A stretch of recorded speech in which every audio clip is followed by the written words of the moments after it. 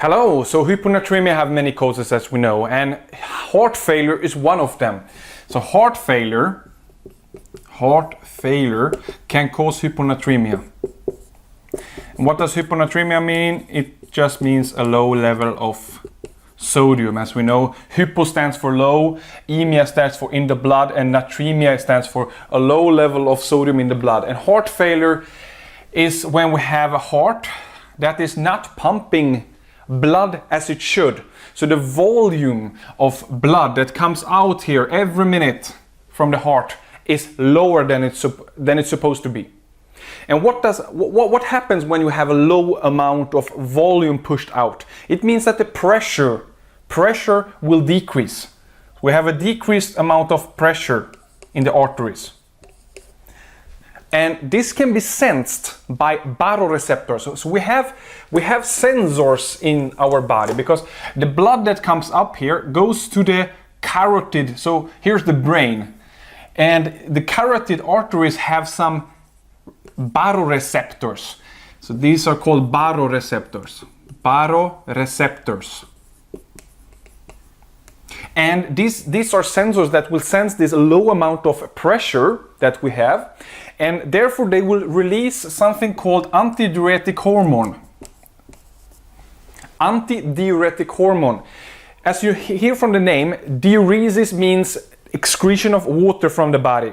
And antidiuretic means that it's against this excretion of water, which means that it saves water. It wants to save water in your body. So this hormone will be released when the baroreceptor sense that the pressure is low. And why is the pressure low? Because the heart failure is pumping too little of volume of blood into the body. So the pressure is getting low. And we call this low effective arterial volume, low effective arterial blood volume.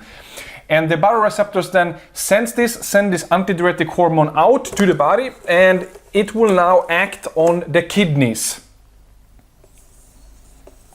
This is a kidney, and this antidiuretic hormone will go here, and in the collecting tubules here in the kidney, it will then, through the V2 receptors that we have on our kidney, this V2 receptors is there to activate this water retention, and antidiuretic hormone will now, through this receptor, then make that the water is spared. So it's not going out as urine. Instead, this is blocked with antidiuretic hormone, which means that the volume builds up in your body. So if this was the water content and you had 3 sodium molecules in your body, then this antidiuretic hormone will now collect water, so this level will increase like this. The 3 sodium molecules are still only 3, which means that the concentration of the sodium is decreased, and therefore we call it hyponatremia, less amount of sodium in your blood. And this is the mechanism. So when you hear that heart failure is causing hyponatremia, then you know all the steps. And let's repeat them once again so you get the point. Heart failure means muscle is not pumping blood as it should. The blood pressure will then be lower, so the effective arterial blood volume will be lower. The baroreceptors in the carotid sinus and in the kidneys, they are also called afferent renal arterioles, and these will also then sense that the pressure is low. This will now send antidiuretic hormone out. Antidiuretic hormone will now have an effect on the V2 receptors that will then keep water in the blood. That will increase, and we have a lower concentration of sodium then. Antidiuretic hormone is also affecting thirst, which means that you will feel thirsty. So the patient will now drink more water. So how can we treat this patient now? The treatment is when we have a sodium level of less than 120. The usual sodium level should be around 135. And when we have a severe hyponatremia, which means that we have a less than 120, or that we have symptoms of hyponatremia, like headache, vomiting, unsteadiness, falling down, and so on. These are all typical symptoms of hyponatremia, seizures and so on. Then we need to treat it with giving sodium to this patient, but only in these two cases, when it's less than 120 or when we have symptoms, because by giving sodium to a patient with heart failure does not help the patient with the heart failure. Sodium cannot treat the heart failure itself. It can only treat the symptoms of the hyponatremia and the level of sodium. And why do we need to do it in this case? Because we can get a cerebral edema. So when we have a too low of sodium amount, we can get a cerebral edema, which means that the brain is swelling. And if the brain is swelling, then you can die. So you can get respiratory failure and you can die. And therefore it's very important to give sodium in cases of less than 120 and in symptoms. What else do we need to do? We need to tell the patient to not drink so much. And I know it's very, very hard because the patient is thirsty. Because of this antidiuretic hormone increase the thirst. But please tell the patient that please don't drink water because this will just make everything worse. Okay? And if we try this, no drinking, we try giving sodium, and of course we try to give 3 medications. 3 medications are possible to give against heart failure, and these are ACE inhibitors, angiotensin converting enzyme inhibitors. We have also angiotensin receptor blockers, and we have loop diuretics. These are 3 medications that can be given against heart failure. But it has been shown that not only do they help heart failure patients, they also actually increase the sodium level. All of these increase the sodium level. How? Indirectly. You see, ACE inhibitors, for example, they will now decrease the afterload. And that means afterload just means that the pressure here after the heart is very high. And if you decrease it, which means that the heart can now pump blood much more easily. And therefore, these baroreceptors will have a higher pressure sensed. Okay? And the other thing is that these are all helping the heart musculature to pump better. So indirectly, they are now making that the antidiuretic hormone is not released as much. And this means that water is not saved, which means that the concentration of sodium does not decrease so much because the water does not increase, therefore the concentration does not decrease. So indirectly, these also increase the sodium concentration. And loop diuretics, for example, they don't allow so much water to be absorbed. Okay, so loop diuretics are there to flush water out. And remember that thiazide diuretics, I made another video about that, thiazide diuretics can cause hyponatremia. So always use loop diuretics and not thiazide diuretics because they exist, thiazide and loop diuretics.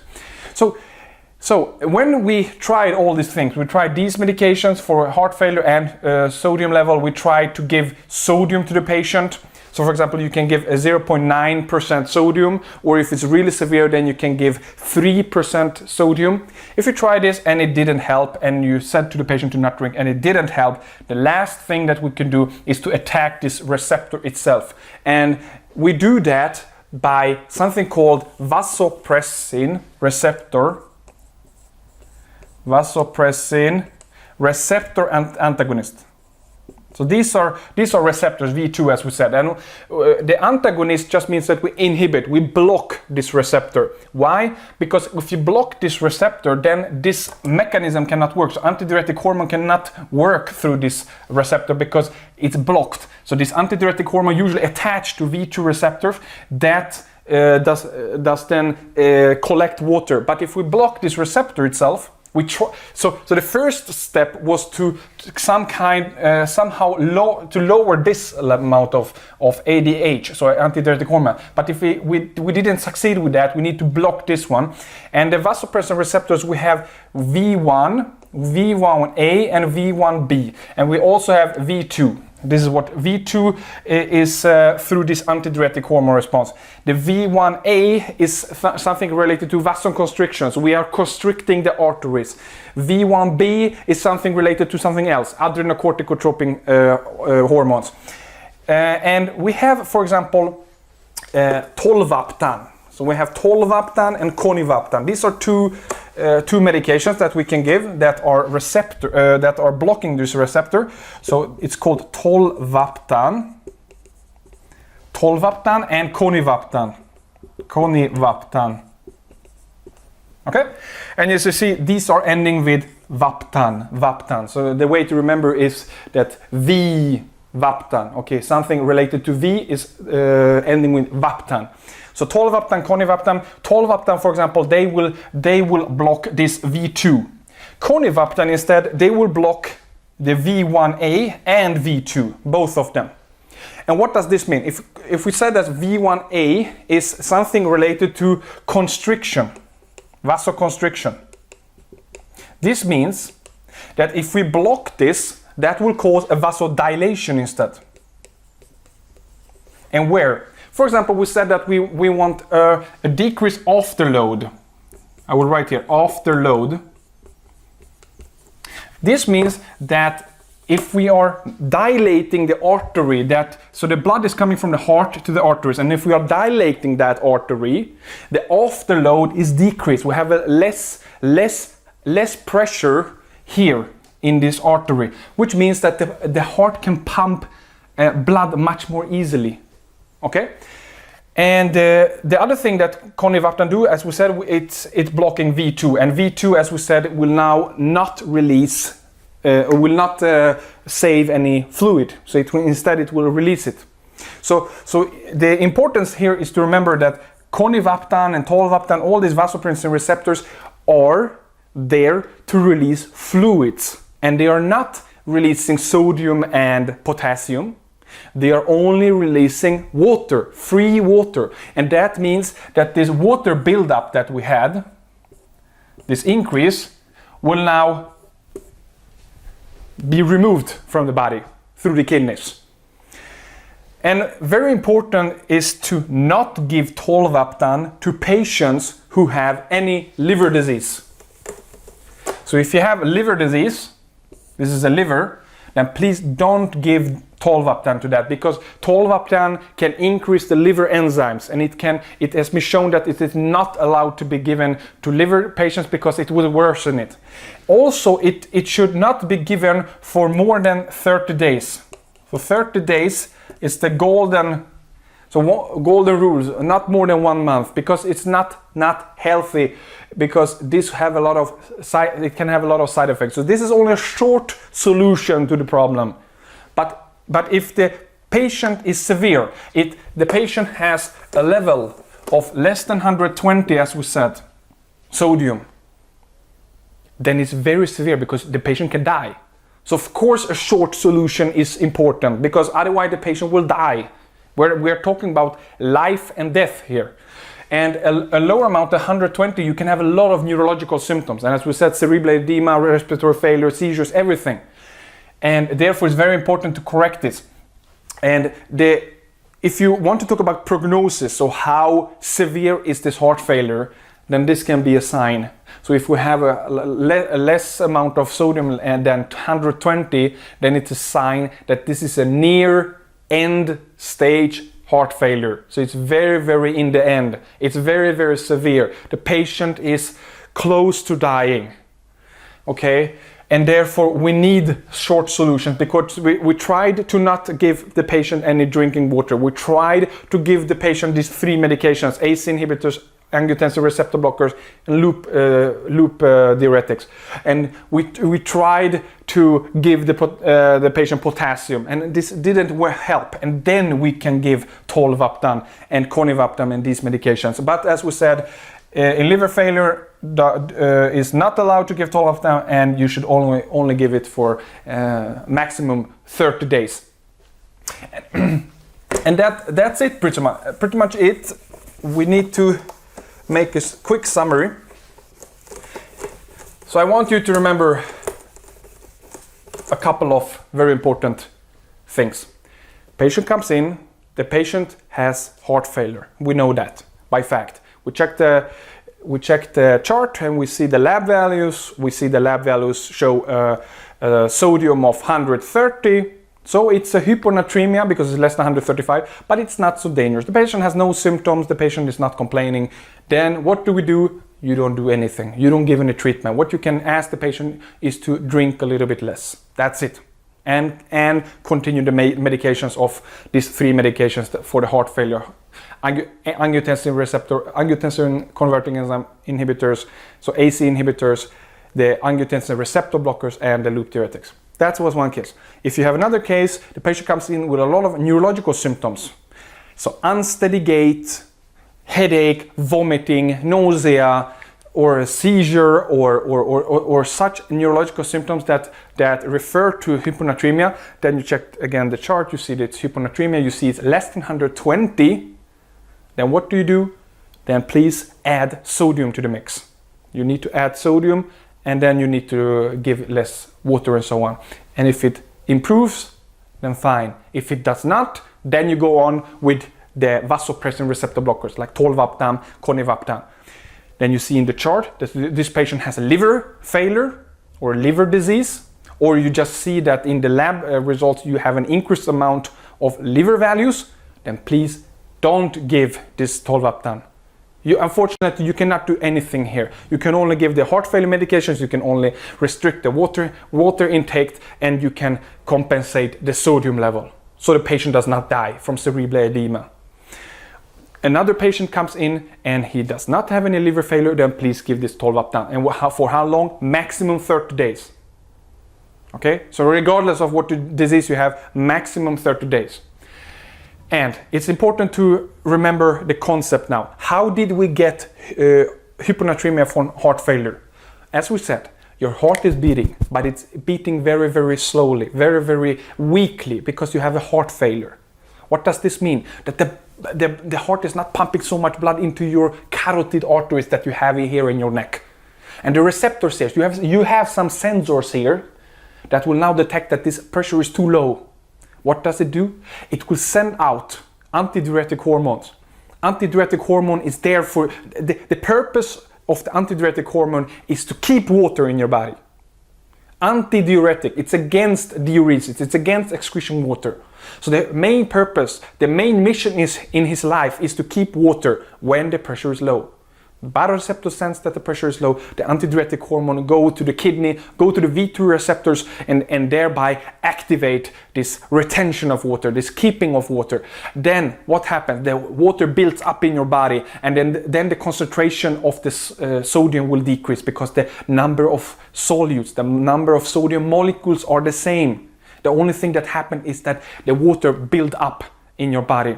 And now the baroreceptors are happy because the pressure is again fulfilled. What do we want to do? We want somehow, with these 3 medications, these ACE inhibitors and so on, we want to decrease the workload of the heart. And how do we do that? We don't want the constriction, we want the dilation. And therefore, these ACE inhibitors and all this stuff makes the heart pump easier, and therefore it builds up this pressure. And therefore it should work. But if it does not work, then as we said, we need to attack the receptors, the V2 receptors themselves.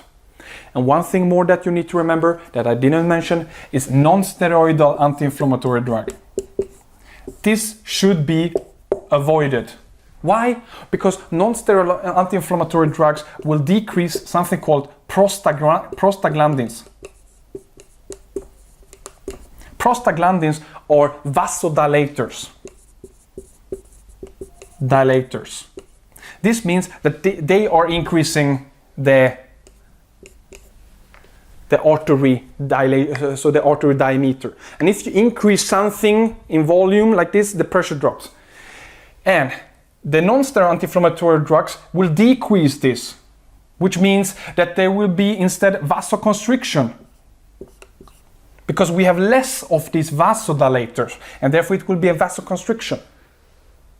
And if we have a vasoconstriction, that will make everything for the heart much more harder, because now the heart needs to pump against a higher pressure, because this artery is so constricted, it's so narrow that the heart cannot really compensate this because it's so weak. The patient has heart failure. So if you give non-steroidal anti-inflammatory drug, what do? You make the heart very sad. Very, very sad. Why?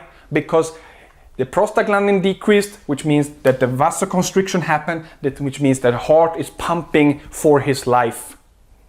And when we have a level, as we said, less than 120 of sodium, that means that the heart failure is very severe. It's near end stage.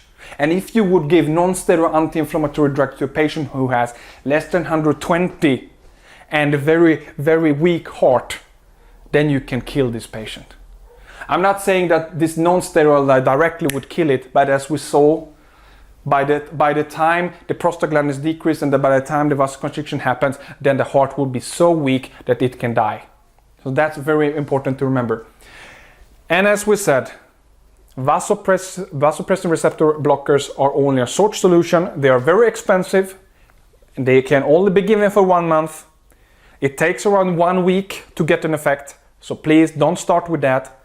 Start with giving sodium when the level is less than 120. And remember always that the sodium is not given to help the heart failure. It's given to compensate the sodium so you don't die from cerebral edema. Okay, thank you very much for listening.